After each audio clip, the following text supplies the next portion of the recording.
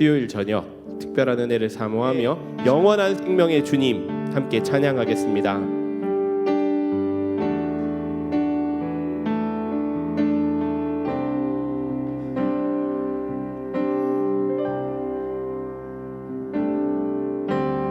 영원한 생명의 주님 한결같이 날 보시네. 주 손길 덮으사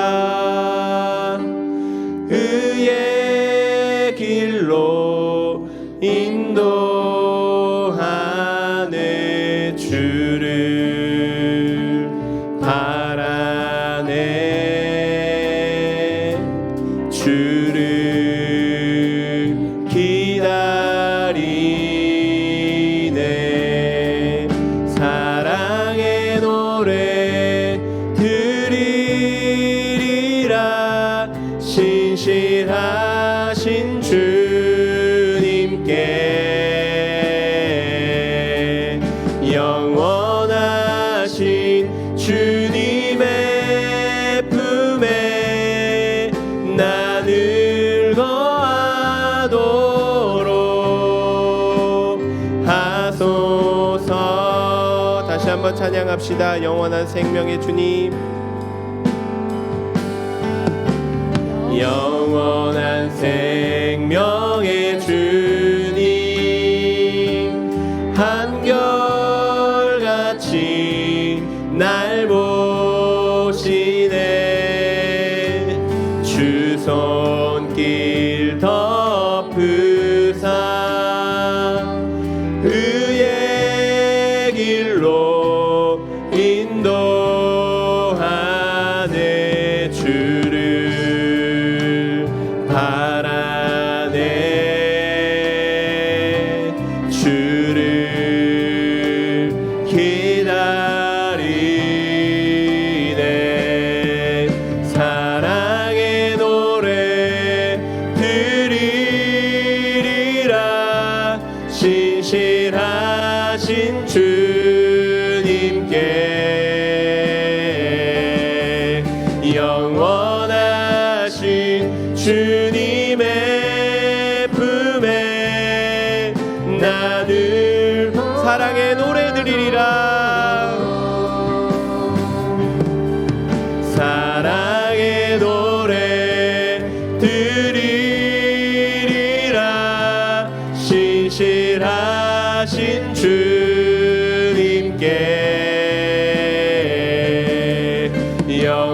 영원하신 주님의 품에 나를 거하도록 하소서.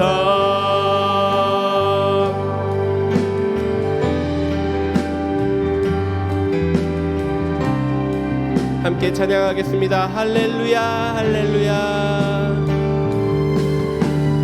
할렐루야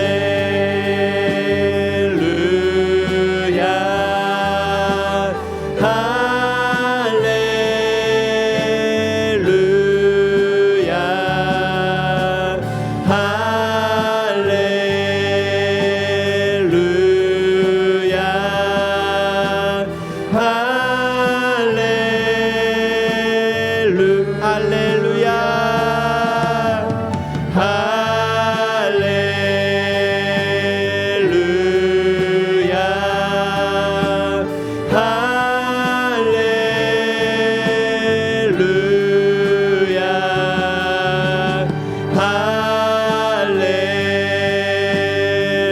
할렐루야 다시 한번 찬양하겠습니다. 사랑의 노래 드리리라. 사랑의 노래 드리리라. 신실하신 주님께 영원하신 주님의 품에 나를 다시 한번 사랑의 노래 드리리라.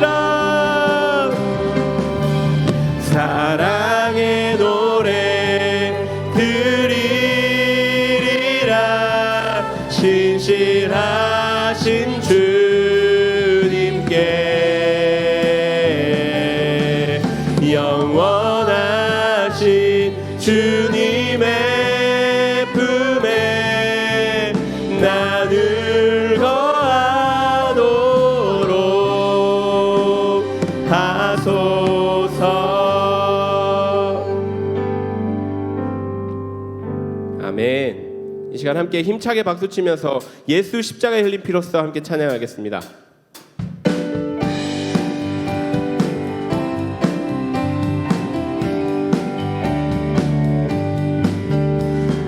십자가에 흘린 피로써 그대는 씻기어 있는가. 더러운 죄 희게 하는 능력을 그대는 참으시 하는가. 예수의 보혈로 그대는 씻기어 있는가. 마음속에 여러 가지 죄악이 깨끗이 씻기어 있는가. 주 예수와 밤낮으로 늘 함께 그대는 행동을 하는가. 아무 때나 어디서나 그대는 십자가 붙들고 있는가. 예수의 보혈로 그대는 씻기어 있는가. 마음속에 여러 가지 죄악이 깨끗이 씻기어 있는가. 주님 예수 다시 올 때 그대는 영접할 예복이 있는가. 그대 몸은 거룩한 곳 천국에 들어갈 준비가 됐는가. 예수의 보혈로 그대는 씻기어 있는가. 마음속에 여러 가지 죄악이 깨끗이 씻기어. 4절입니다. 모든 죄에 더러워진 예복을 주 앞에 지금 다 벗어서 샘물같이 솟아나는 보혈로 눈보다 너희게 씻으라. 예수의 보혈로 그대는 씻기어 있는가. 마음속에 여러 가지 죄악이 깨끗이 예수의 보혈로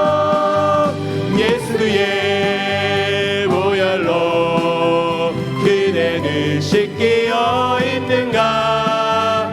마음속에 여러 가지 죄악이 깨끗이 씻기어 있는가. 아멘.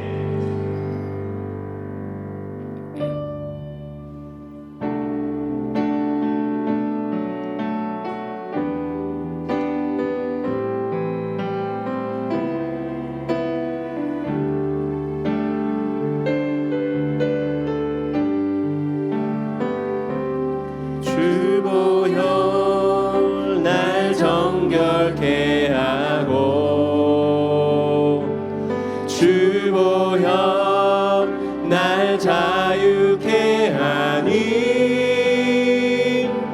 주 앞에 나 예배하는 이 시간 나의 모든 것을 주께 드리네.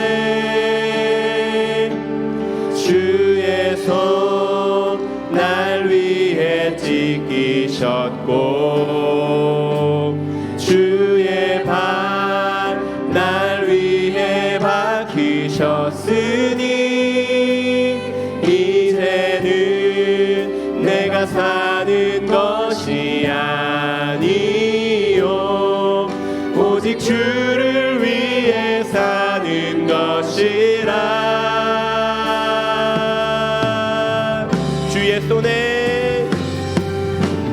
주의 손에 나의 손을 포개고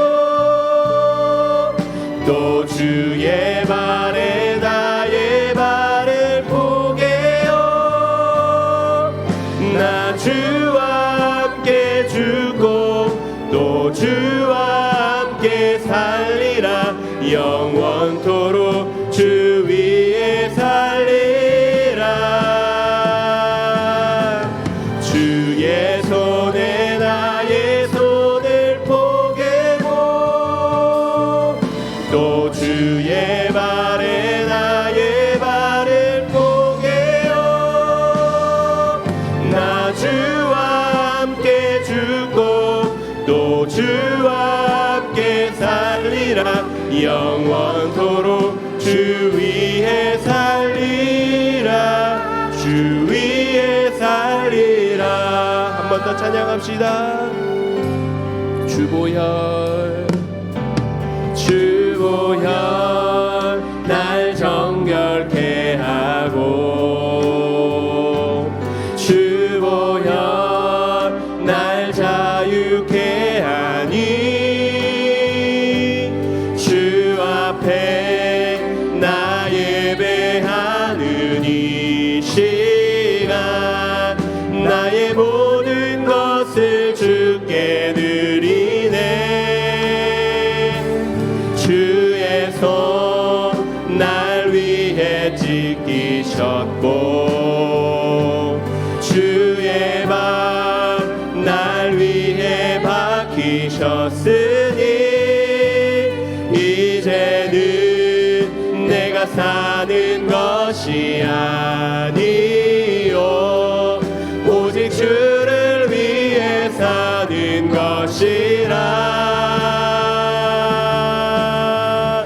주의 손에 나의 손을 포개고 주의 손에 나의 손을 포개고 또 주의 발에 나의 발을 포개어 나 주와 함께 죽고 또 주와 함께 살리라. 영원토록 주 위에 살리라. 주의 손에 나의 손을 포개고 또 주의 발에 나의 발을 포개어 나 주와 함께 죽고 또 주와 함께 살리라. 영원토록 주 위에 살리라. 주 위에 살리라. 아멘. 이 시간 함께 한 가지를 놓고 기도했으면 좋겠습니다. 오늘 선포되어질 그 말씀이 내 말씀이 되게 해주십시오. 그 말씀으로 인하여 나의 삶을 온전히 하나님께서 기뻐하시는 삶의 모습으로 살아갈 수 있게 하여 주십시오. 이 시간 함께 기도합시다. 살아계신 나의 아버지 하나님 은혜를 감사합니다. 이 시간도 하나님의 말씀을 듣게 하시고 그 말씀을 깨닫게 하시니 감사합니다. 온전히 그 말씀대로 내가 살게 하여 주시고 온전히 하나님께서 기뻐하시는 모양대로 그 뜻을 따라 살아갈 수 있는 나의 삶이 되게 하여 주시옵소서.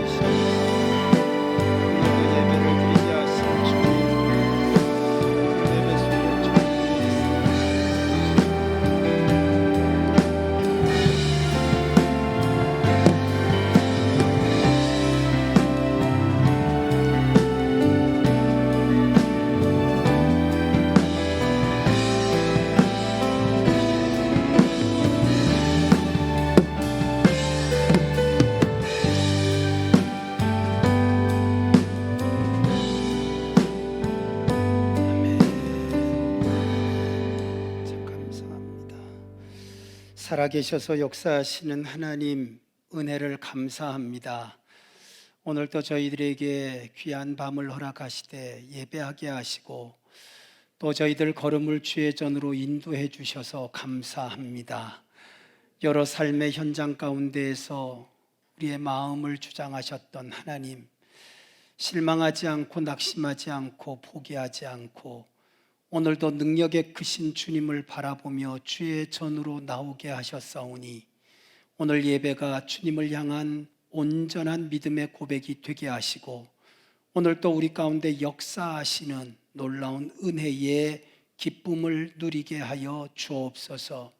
온라인으로 함께 예배에 동참하는 우리 믿음의 가족들 하나님께서 기억하여 주시고 동일한 은혜의 밤이 되게 하시며 이 밤 우리 모두를 위해 예비하신 하늘의 신령한 은혜가 충만함으로 각자의 심령 가운데 큰 감사와 만족함이 되는 복된 역사의 밤이 되기를 예수님의 이름으로 기도드립니다. 아멘. 우리 박수 치면서 찬양 드립니다. 구주 예수 지함이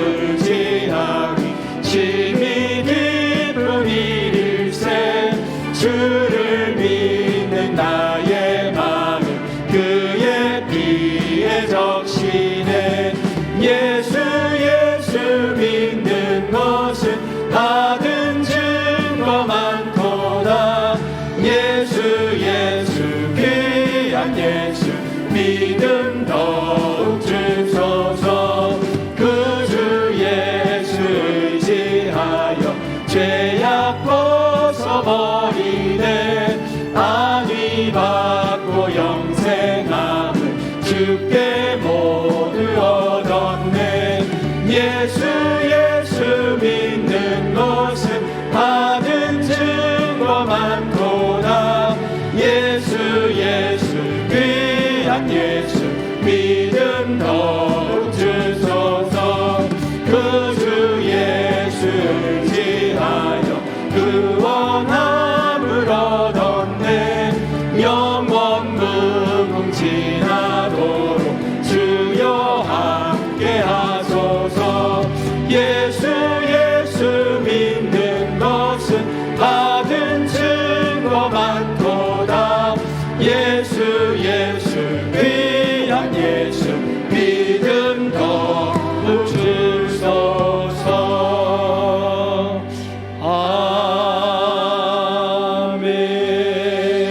아멘. 오늘 우리에게 주시는 말씀을 먼저 같이 합독하도록 하겠습니다. 하나님의 말씀 빌립보서 3장 1절 말씀부터 16절까지의 말씀입니다. 빌립보서 3장 1절 말씀부터 16절까지의 말씀입니다.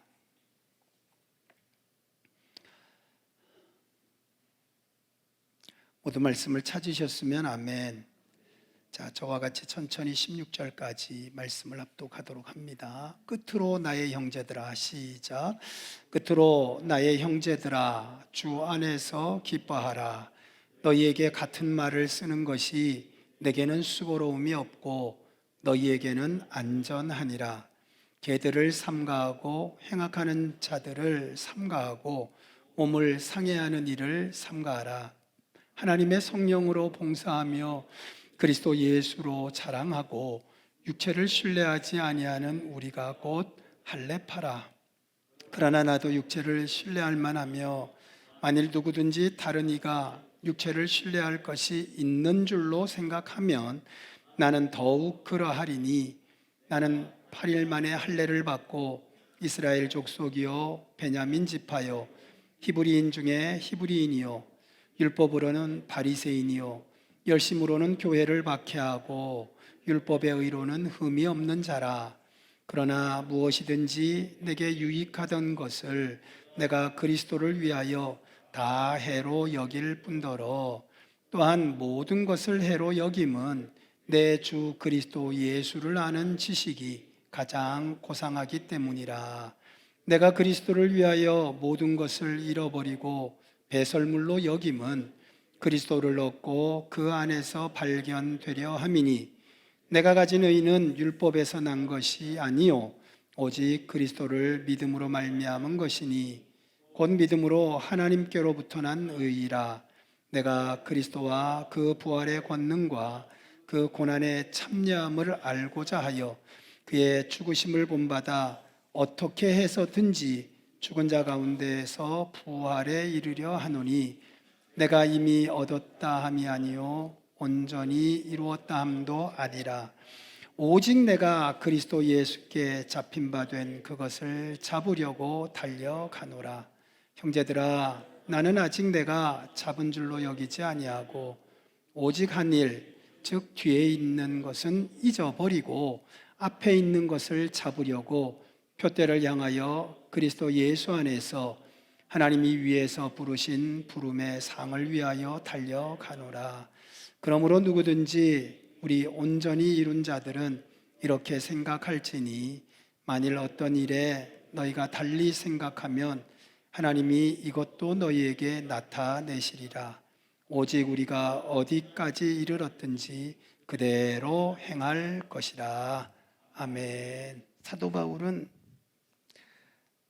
하나님의 그 부르심을 받은 후에 참 여러 교회들을 개척하고 또 선교 여행을 많이 다녔습니다.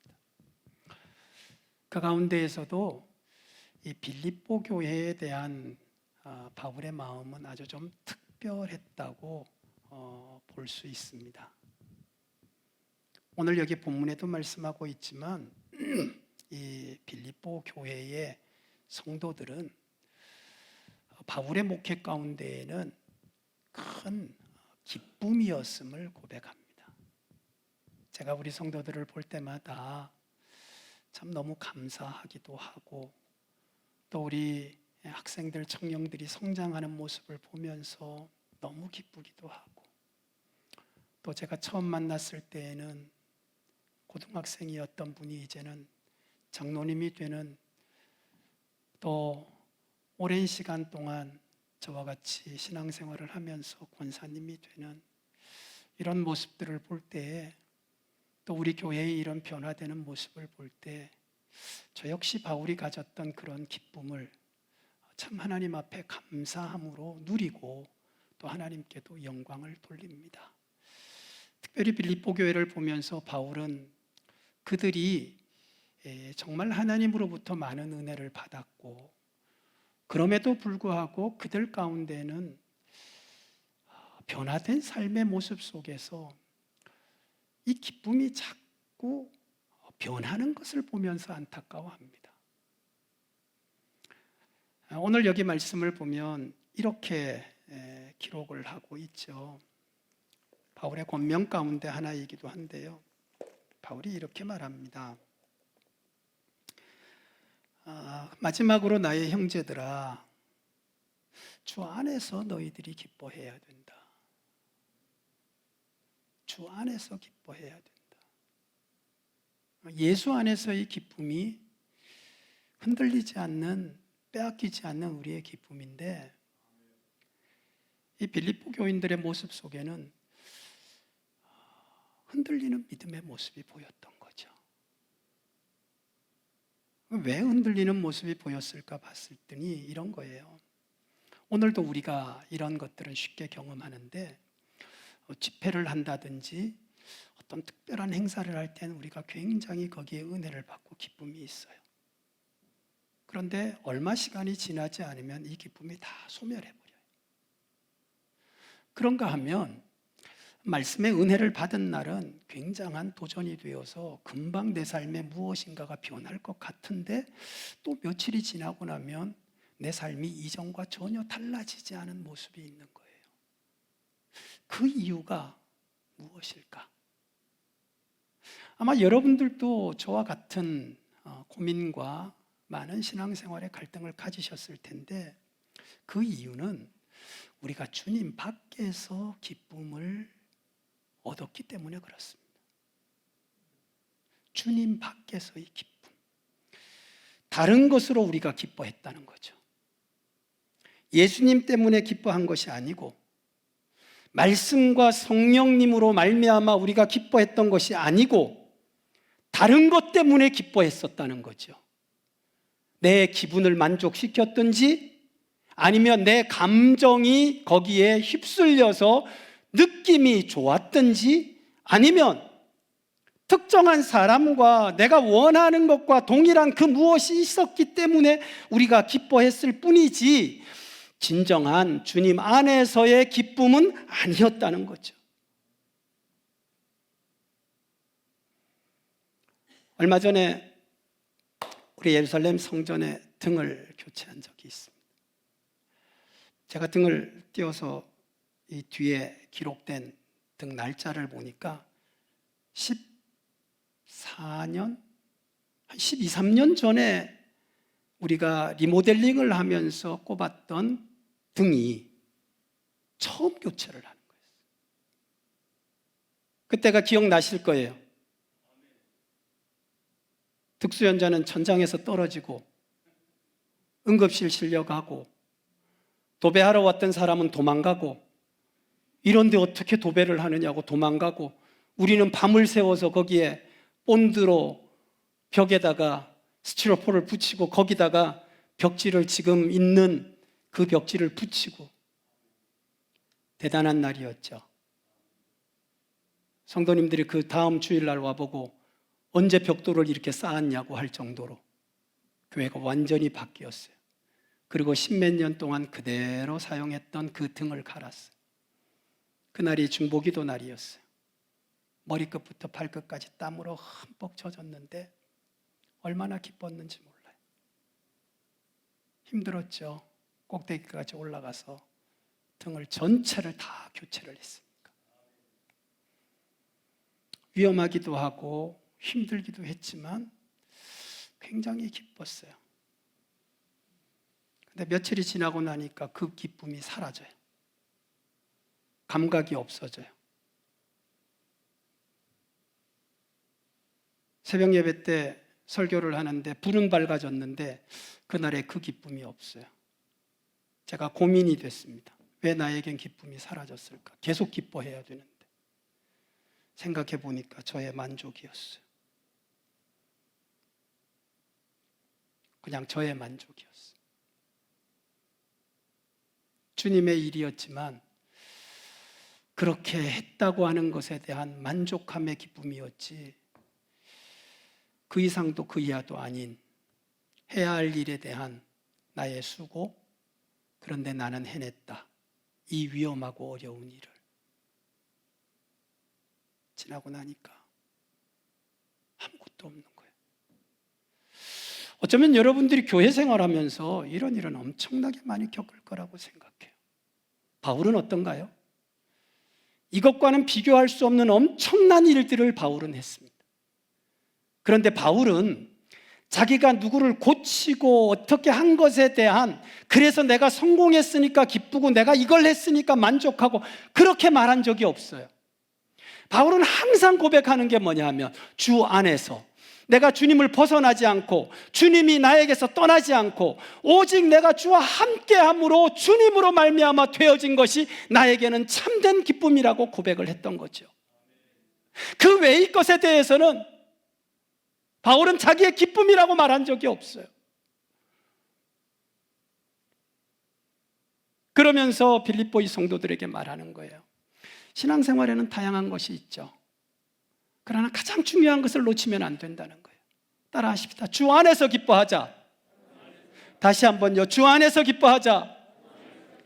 바울은 알고 있어요. 이 말이 얼마나 큰 잔소리인지. 오늘날 성도들에게 예배 참석하세요, 기도하세요, 잔소리죠. 말하는 사람도 힘들어요. 왜? 이 말을 해봐야 분명히 듣는 사람의 반응을 알거든요. 듣는 사람도 곤욕이에요. 아니, 목사님, 우리가 몰라서 안 합니까? 하기 싫어서 안 합니까? 그러나 바울은 뭐라고 얘기하는가 하면, 이 말은 내가 계속 반복해야겠다. 주 안에서 기뻐하라는 말, 나는 절대 힘들지 않다. 왜냐하면 이것이 아니면 우리에게 참된 기쁨이 없을 테니까. 그래서 다시 반복하는 거예요. 오늘 여러분 이 본문의 말씀을 잘 읽어보시면, 끝으로 나의 형제들아 주 안에서 기뻐하라. 너희에게 이렇게 같은 말을 쓰는 것이 뭔가요? 이게 바로 그거잖아요. 잔소리. 알고 있는 말을 반복해서 계속하는 거. 그런데 이렇게 말하고 있어요. 내가 너희에게 이 같은 말을 계속 반복해서 쓰는 이 잔소리가 내게는 수고로움이 없고, 따라 하십시다, 너희에게도 좋다. 그러니까 나는 여러분에게 계속 반복해도 되는 거예요. 예수 안에서 기뻐하세요. 예수 안에서 기뻐하세요. 예수 안에서 기뻐하셔야 돼요. 예수 밖에서의 기쁨은 여러분의 진정한 기쁨도 아니고, 예수 밖에서의 기쁨은 여러분에게 영원한 기쁨도 아니고, 예수 밖에서의 기쁨은 결국은 여러분에게 허탈한 것이 되는 거예요. 그러니까 오직 예수 안에서 기뻐하세요. 그리고 또 하나는요, 왜 우리가 이런 기쁨을 잃어버릴까 보니까 두 번째로 말하고 있는 게 뭐냐면, 개들과 행악자들 때문이라는 거예요. 개들과 행악자들, 같은 의미로 사용됐는데 그들이 뭐냐 하면 바로 이런 사람들이에요. 오늘 여기 본문에 기록한 그대로입니다. 우리가 믿음으로만의 구원은 안 된다. 그러니까 그 이상의 어떤 행동을 해야 정말 구원받은 사람이다. 그러면서 할례 받기를 주장을 하는 거예요. 너희가 할례를 받지 아니하면 암만 믿어도 소용없다. 믿음 이외의 행위를 믿음의 구원의 한 이유인 것처럼 성도들을 유혹하는 거죠. 그러니까 내도록 어떤 생각을 갖는가 하면, 내가 선한 행동을 하면 구원을 받았다고 생각하고, 내가 그것을 하지 않으면 늘 뭐예요? 내가 구원을 못 받을 자가 아닌가라고 하는 두려움에 살아간다. 기쁨이 없죠. 안정감이 없으니까. 이 모습은 꼭 무엇과 같은가 하면 오늘날도 그런 거예요. 너희가 그러면서 믿음으로의 구원이 아니라 그래서 그 다음에 이어지는 우리의 삶의 여러 가지 선한 것들을 이야기하는 거예요. 우리 중에도 이런 실수를 하는 경우가 있어요. 이렇게 행하고 어떻게 구원을 받냐고, 이렇게 살고 어떻게 구원을 받냐고. 그런 말은 함부로 하는 게 아니죠. 물론 믿음의 결과를 우리가 볼 수는 있지만 어떤 때는 믿음이 약한 사람도 있을 수 있고 믿음이 적은 사람도 있을 수 있는 거 아니에요? 믿음의 시험에 들 수도 있는 거 아니에요?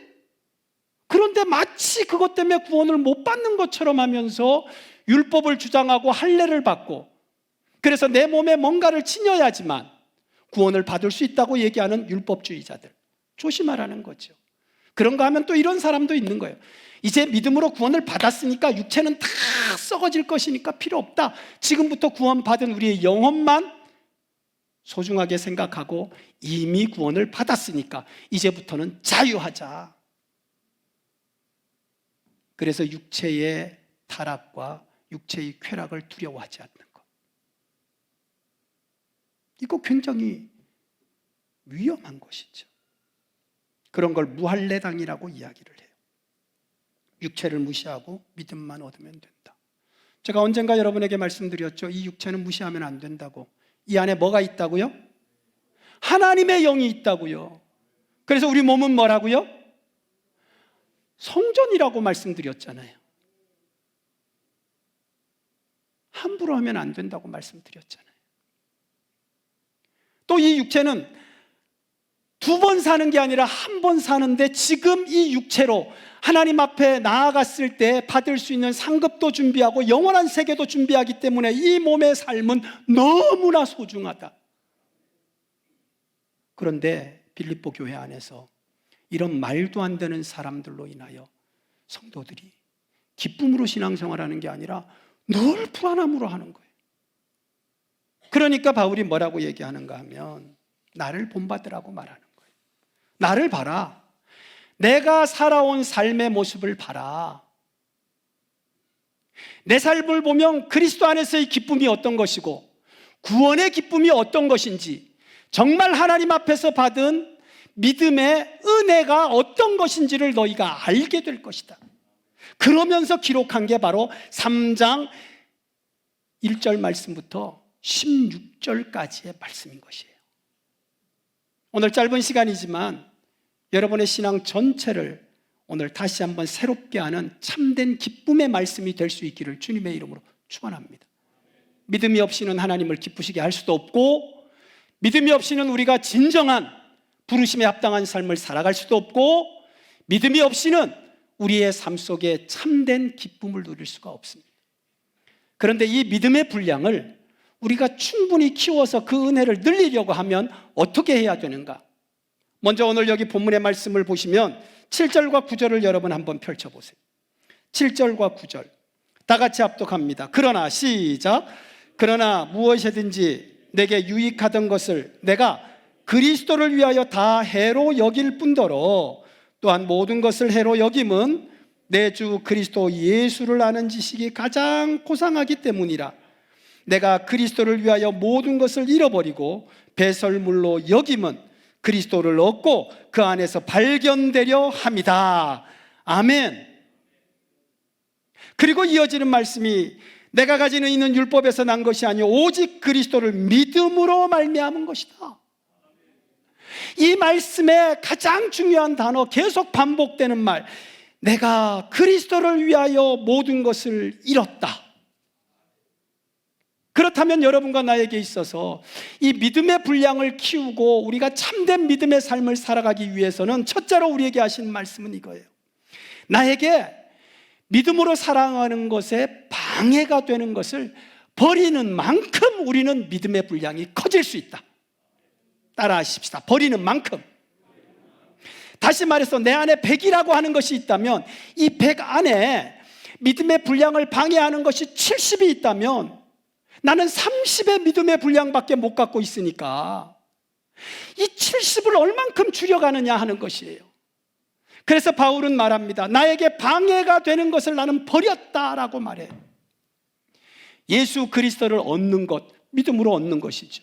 내가 그리스도 안에서 행하는 것, 믿음으로 행하는 것이죠.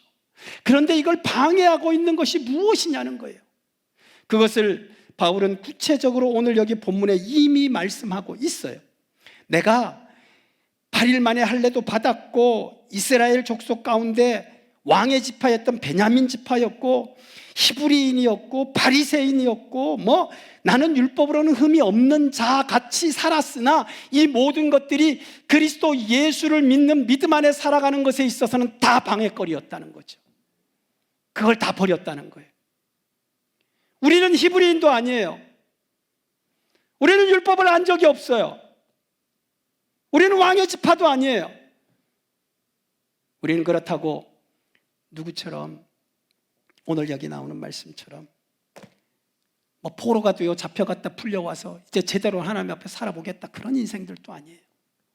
그런데도 우리 안에는 그리스도 예수 안에서 믿음으로 살아가는 것에 방해한 것이 너무 많아요. 성경은 그 몇 가지를 우리에게 말씀하는데 갈라디아서 5장 19절에 보면 우리를 가장 힘들게 하는 게 뭐냐 하면 따라 하십시다. 육체의 소욕. 육체의 소욕. 그래서 갈라디아서 5장 19절은 정확하게 말합니다. 육체의 일은 현저하다. 그런데 이 육체가 어떠하냐?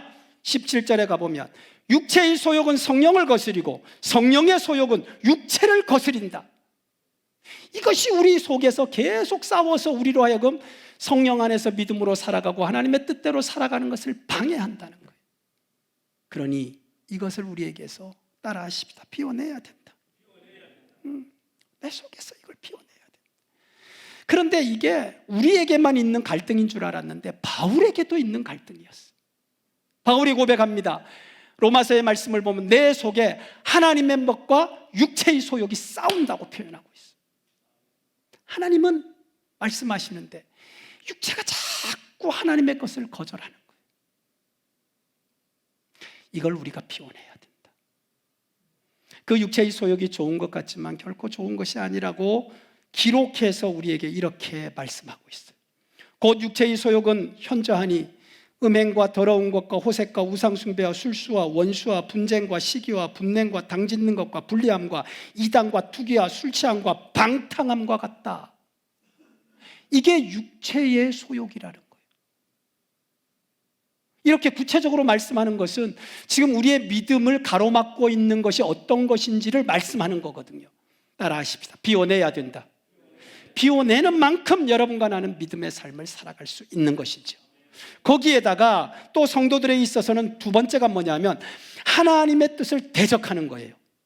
고린도후서 10장 5절에 기록됩니다. 하나님의 뜻을 대적하는 것은 결국 뭐예요? 믿음으로 살아가는 삶의 방해거리라는 거죠. 대표적인 게 뭘까요? 하나님의 뜻을 거역하는 거. 대표적인 게 우리의 경험입니다. 내가 경험해 보니까 하나님은 그렇게 말씀하셨는데 안 되던데? 그리고 하나님의 말씀을 거부하는 거, 결국 그것이 믿음으로 살아가는 것에 있어서 엄청난 방해거리더라는 거예요. 지난날의 경험은 여러분에게 유익합니다. 그러나 지난날로 사는 게 아니잖아요. 우리는 미래로 사는 인생 아닌가요? 그런데 하나님의 말씀은 어제의 말씀이 아니라 오늘의 말씀이자 내일의 말씀이잖아요. 그런데 이 내일의 말씀을 어제의 일이 방해를 한다면 우리는 내일을 볼 수 없는 불쌍한 인생이 되고 마는 거죠. 미래에 대한 소망을 확신이 있어야 우리가 막 힘을 내서 믿음으로 달려갈 텐데 이 지난 과거의 경험 때문에 이런 거 있죠. 기도했는데 내 기도가 응답이 안 됐어요. 그 지난날의 실패와 그 아픔 때문에 뭐라고 얘기하는 거예요? 기도해봐야 안 된다.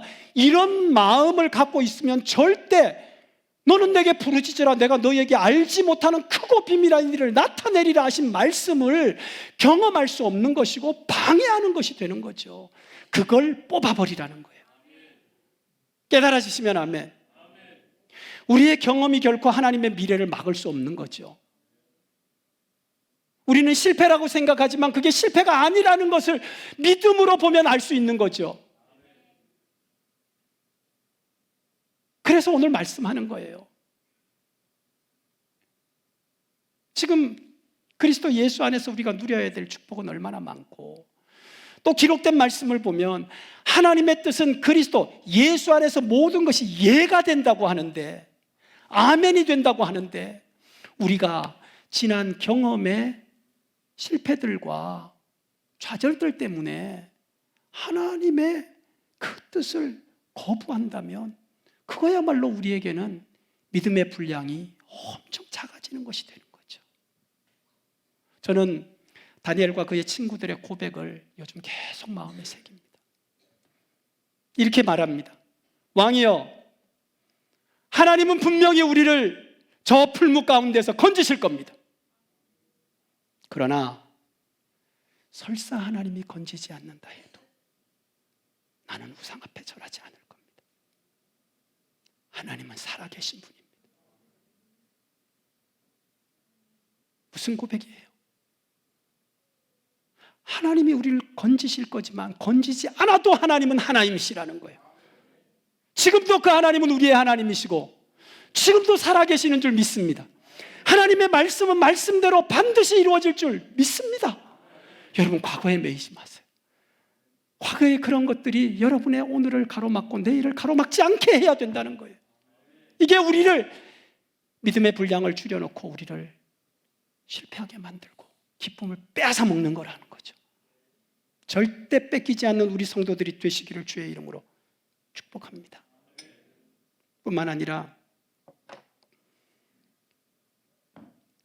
빌립보서 3장 4절로 5절까지에 보면 정말 우리가 그리스도를 알게 되는 여러 가지 과정들 속에서 자꾸의 우리의 눈을 어둡게 하는 것들이 있어요. 분별력을 못 갖게 하는 것들. 이것들을 우리에게서 뽑아버려야 된다는 거예요. 정말 많습니다. 오늘 수요일 예배 나오신 분들은 모두가 믿음으로 살고 싶은 마음이 있는 분들인 줄 믿습니다. 여러분들은 정말 하나님의 은혜 가운데에서 기쁨으로 살아가기를 원하는 분인 줄 믿습니다. 오늘 통 크게 결단을 하셔야 돼요. 통 크게 결단하셔야 돼요. 내 안에 믿음의 분량이 충만하도록 믿음으로 살아가는 것에 방해되는 것들을 따라하십시다. 비워내게 하옵소서. 비워내게 하옵소서. 이 방해하는 것들은 결코 나에게 유익한 것도 아니고 나에게 필요한 것도 아닙니다. 예수님을 만나기 전에 내 안에 담겨져 있던 것들, 내가 믿음으로 살기로 결단하기 전에 내 속을 주장하고 있던 것들, 내가 부르심을 받고 하나님의 뜻대로 살아가기 전에 나를 주장했던 그 모든 것들이 이제는 그리스도의 부르심의 상을 향하여 내가 정말 주 예수 안에서 기쁨으로 살아가기를 원하고 정말 내가 하나님의 은혜 가운데 살아가기를 원하기 때문에 이제는 이것을 비워내야 한다는 거예요. 바울은 그것을 비워냈을 때 주님 안에서만 누릴 수 있는 최고의 기쁨을 누리는 믿음의 삶을 살아간 줄 믿습니다. 오늘도 우리 성도들 하나님의 역사가 여러분 가정에, 여러분의 삶에 나타나도록 오늘 말씀대로 내 속에서 비워내야 될 것, 육체의 소욕도 비워내시고 정말 나의 분별력을 흐리게 하는 것들도 다 비워내시고 하나님의 뜻을 대적하였던 지난날의 나의 생각들, 방해했던 지난 실패의 생각들, 그거 다 비워내시고, 그래서 우리의 믿음의 분량이 하나님의 뜻이 내 안에서 아멘이 되고 주님 안에서 주실 수 있는 세상이 줄 수 없는 기쁨도 내가 누리면서 믿음의 능력인 역사를 이루어가는 성도들이 될 수 있기를 예수님의 이름으로 축원합니다. 더 나아가서 우리의 믿음의 분량을 바울의 모습을 보면서 체크를 해보니까 바울은 이렇게 고백하고 있어요. 믿음의 분량은 따라하십니다. 고난의 분량과 같다. 오늘 여기에도 말씀하고 있지만 바울은 그리스도를 위하여 너희에게 은혜를 주신 것은 다만 그를 믿을 뿐 아니라 그를 위하여 고난에도 함께 하려 하십니다. 고난. 내가 믿는 만큼 고난이 나에게 있다는 거예요. 내가 정말 가정 안에서 가정에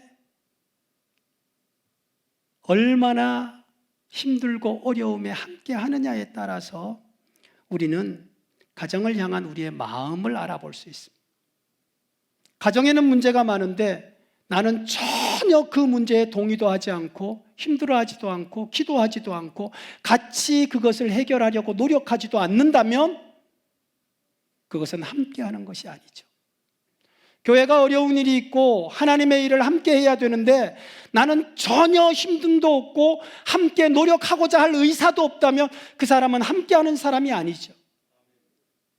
우리가 주님 안에서 기뻐한다는 것은 주님과 함께 이 모든 것들을 하는 공동의 운명을 가지고 있다는 것인데 과연 나에게는 그것이 있느냐는 거예요. 그게 믿음의 분량이라는 거예요. 바울은 고린도서에서 1장 24절에 이렇게 말합니다.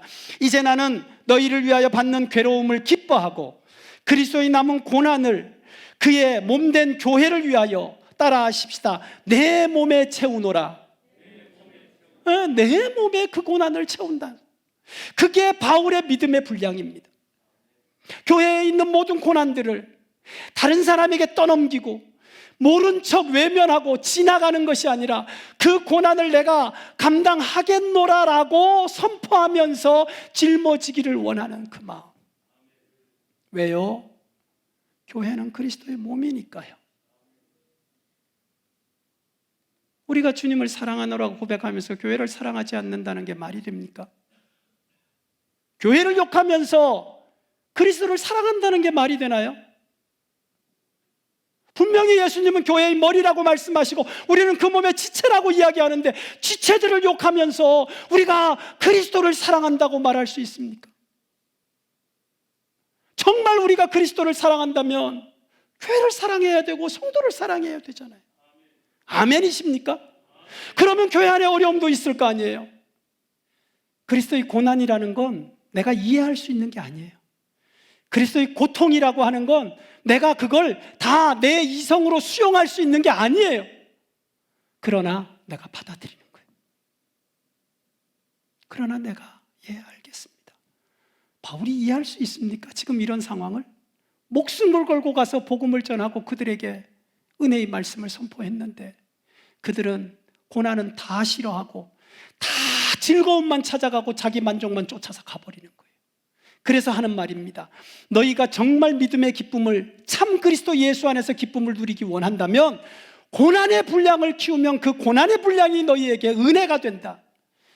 이스라엘 백성들 고난의 길을 갑니다. 광야. 그러나 여러분 잘 생각해 보세요. 하나님의 말씀대로 고난의 길 광야를 갔기 때문에 그들이 만나를 먹은 거 아닌가요?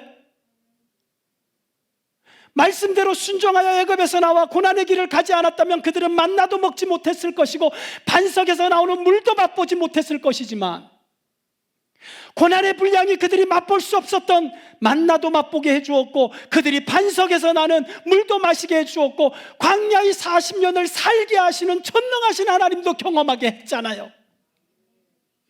고난은 고난으로 끝나지 않아요. 결국 그 고난을 통해서 우리의 믿음이 더 자라게 되는 거죠. 그래서 하나님은 말씀하죠. 광야의 길은 그냥 가는 것이 아니다. 이걸 통해서 너희의 믿음을 성장시키고자 하는 내 뜻이 있다. 그러므로 여러분 고난을 두려워하지 마세요. 고난은 따라하십시다. 영광을 향한 과정이다. 혹시 여러분 교회에서 혹시 신앙생활 하시면서 어려움 당하거든 절대 실망하지 말고 야 내가 주의 일하면서 드디어 주의 영광을 볼 때가 됐구나. 어깨가 무거워서 쓰러질 만큼 되거든. 이제 드디어 나에게 영광의 면류관이 가까이 왔다 생각하시고 용기를 내시고 바로 그 고난의 분량이 내가 주와가 하나가 되었고 내가 주의 일에 열심을 내었고 내가 그래서 비로소 경험할 수 없었던 위대한 하나님의 은혜를 볼 수 있는 기회가 왔다는 믿음의 역사가 우리 성도들의 삶의 고백이 될 수 있기를 예수님의 이름으로 축원합니다.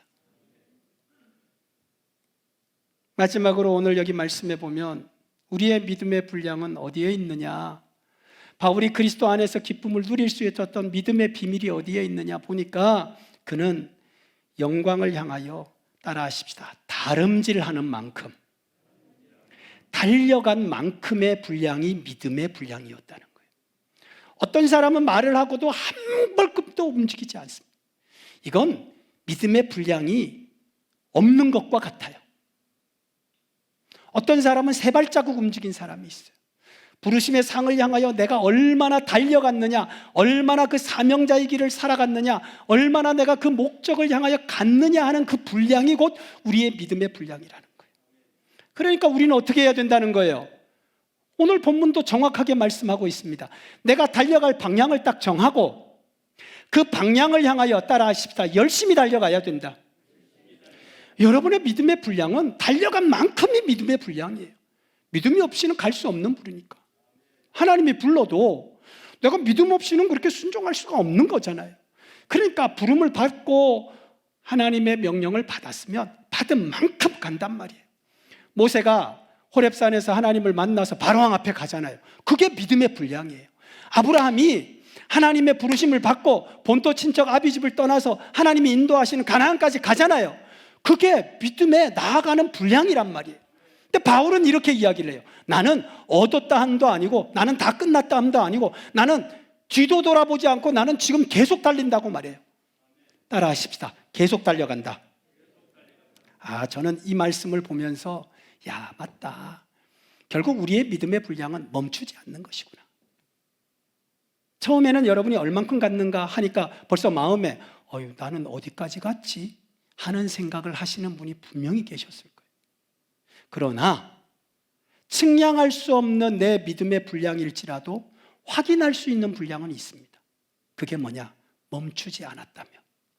오늘처럼 예배가 멈추지 않고, 여러분에게 기도가 멈추지 않고, 여러분이 계속 하나님을 열망하면서 헌신의 삶을 멈추지 않았다면 여러분은 달려가고 있는 겁니다. 그리고 그것이 세상을 향한 것이나 나를 위한 것이나 아니면 사람의 누구를 위한 것이 아니라 온전히 그리스도 예수를 향한 여러분의 방향이었다면 여러분의 인생은 바울과 같이 참 기쁨을 향한 믿음의 분량을 채워가고 있는 줄 믿습니다. 우리는 이렇게 말합니다. 우리가 바울을 닮을 필요가 있냐고. 그렇습니다. 우리가 바울을 닮을 필요가 있을까요? 사람인 바울을, 예수님을 바라보고 가는데 바울이 나에게 무슨 의미가 있을까요? 저는 이 말을 이렇게 말하고 싶어요. 오늘 여러분의 신앙은 여러분 자녀들에게 확실히 영향을 줍니다. 나는 신앙생활을 하다가 자녀들에게 부끄러운 모습을 보일 수도 있어요. 그리고 다시 회복돼서 다시 처음으로 갈 수 있어요. 이게 왜 중요한지 아세요? 제가 수련회를 할 때 밤길에 프로그램을 진행하면서 논두렁 사이를 막 지나가는 일들이 있어요. 깜깜해요. 아무것도 보이지 않아요. 앞사람이 가요. 뒷사람은 따라가요. 희미하지만 따라가요. 근데 앞사람이 가다가 어딘가에 넘어져요. 그럼 뒷사람은 따라가다가 어떻게 하는가 하면 주춤 서요. 왜? 저기 가면 넘어지겠구나. 그러니까 서서 조심해서 안 넘어지려고 거기에 가면 숨을 죽이고 조금씩 피해갑니다. 넘어지지 않습니다. 우리 부모님들, 믿음의 삶은 100%가 없어요. 여러분도 살다 보면 어려움을 겪어서 시험에 들 때가 있고 넘어질 때가 있지만 자녀들은 그걸 다 보고 있어요. 그런데 거기서 다시 일어나서 여러분이 믿음으로 살아가면요, 아이들은 이렇게 생각해요. 저렇게 하면 넘어지는 거니까 다시 이렇게 하는 게 옳으니까 내가 어머니가 했던 이 길로 가야 되겠다, 아버지가 살았던 이 삶으로 가야 되겠구나라고 하는 방향을 정확하게 제시해 준다는 거예요. 깨달아지시면 아멘. 오늘 바울은 말합니다. 그가 지난날 어떻게 살았는지 사람들은 너무 잘 알잖아요. 그리스도 예수 안에서 살았던 것이 아니라 그 바깥에서 율법에 의해서 사람의 눈치 보면서 자기의 만족을 위해 살았던 사람이잖아요. 바울처럼 저렇게 살면 안 된다는 것이 그가 그리스도 안에 와서 살아가는 삶을 통하여 사람들에게 나타내 보였던 거예요. 그러면서 고난은 바울처럼 받아야 되는구나. 사명자는 저렇게 달려가야 되는구나. 믿음의 결단은 저렇게 해야 되는구나.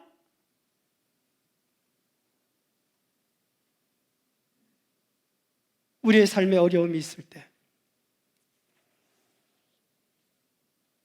고난을 감당하는 것은 저렇게 해야 되는구나.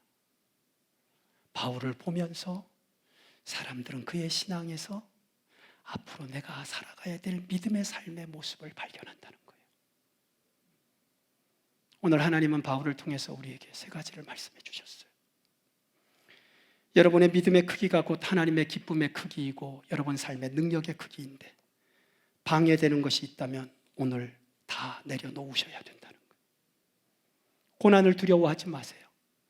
고난의 크기, 그리스도 안에서 받는 이 엄청난 믿음의 고난은 결국 나에게 믿음의 분량을 키워주는 은혜라는 사실. 그리고 여러분과 나에게 있는 분명한 부르심의 목표가 있다면 멈추지 말고 달려가셔라. 그게 결국 하나님의 기쁨이 되고 은혜와 능력과 여러분과 나의 삶을 참 그리스도 안에서 누리게 하시는 행복의 이유가 된다는 것. 그래서 오늘 우리 모두가 이 시간 다시 한번 찬양하면서 우리에게 주신 말씀, 그렇습니다. 지금까지 우리가 누렸던 기쁨들과 삶에 그리스도 밖에서 했던 것들을 이제 다시 그리스도 안에서 하게 하여 주시옵소서. 두려워하지 말게 하시고 담대하게 하시고 그래서 능력으로 나아가게 해달라고 우리 다 같이 오늘 말씀 기억하시면서 함께 통성으로 기도하겠습니다.